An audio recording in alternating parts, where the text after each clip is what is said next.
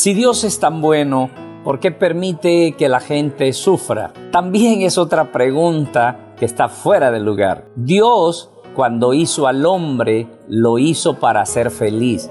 Dios creó un tremendo paraíso, un paraíso maravilloso, y colocó a su primer hombre, Adán, ahí, y ahí no había llanto, no había tristeza, no había dolor, no había sufrimiento, no habían hospitales, no habían cementerios, no habían funerarias, no habían cárceles, no había nada.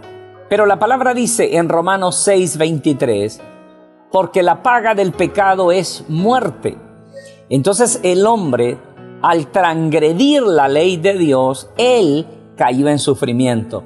Dios lo tenía bien, Dios lo tenía feliz, y él, por voluntad propia, cayó en el sufrimiento.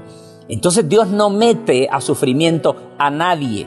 Hay dos caminos en esta vida: el camino que lleva al cielo, el camino donde caminas con el Dios de la gloria, y también el camino del sufrimiento que termina en el infierno. Pero es usted el que decide en qué camino va a andar. No olvide, Dios no hizo al hombre para pecar, Dios no hizo al hombre para sufrir. Fue el hombre mismo que decidió por voluntad propia caminar en el camino del sufrimiento. El hombre se porta mal, tiene que pagar las consecuencias. El hombre hace lo malo, tiene que pagar las consecuencias. Y también tenemos que entender que Dios en su misericordia no ha dejado al hombre tirado en el sufrimiento. El Señor Jesucristo vino a morir en la cruz por cada predestinado, por cada hijo de Dios, y levantarlos y traerlos de regreso a aquella tierra donde no hay tristeza, ni más llanto, ni más dolor.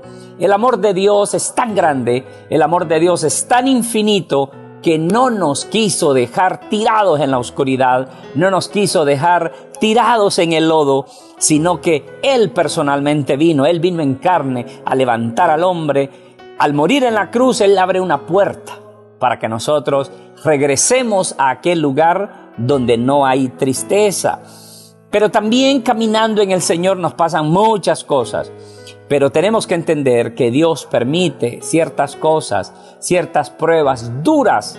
Él las permite para elevarnos. Esa es la manera como Él trabaja. Esas son las maneras de Dios.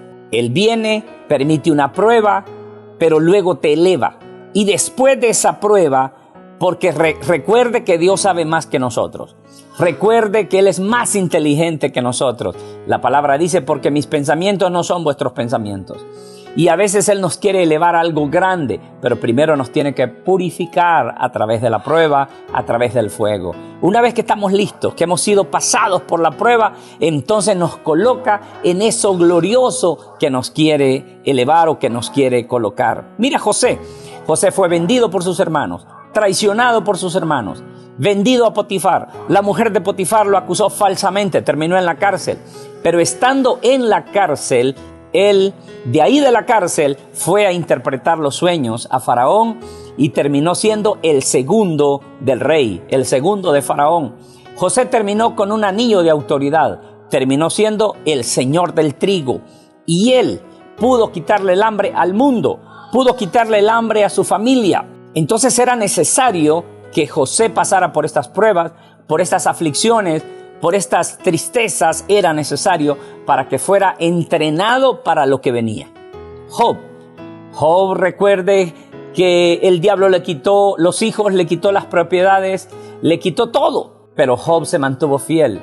Y al final Dios exaltó la vida de Job y le dio el doble de los terrenos, el doble de los ganados, el doble de las riquezas y también el doble de los hijos. Hay situaciones que no entendemos, pero Dios, que es tan inteligente, Él sabe por qué te pasa por ciertas cosas. No reniegues, no llores, no te quejes. Simplemente dile, Señor, si esta es una prueba por la que estoy pasando, yo te agradezco, porque sé que este es el camino que me está llevando a mi glorificación, a mi elevación, al lugar grande que tú tienes preparado para mí. Shalom.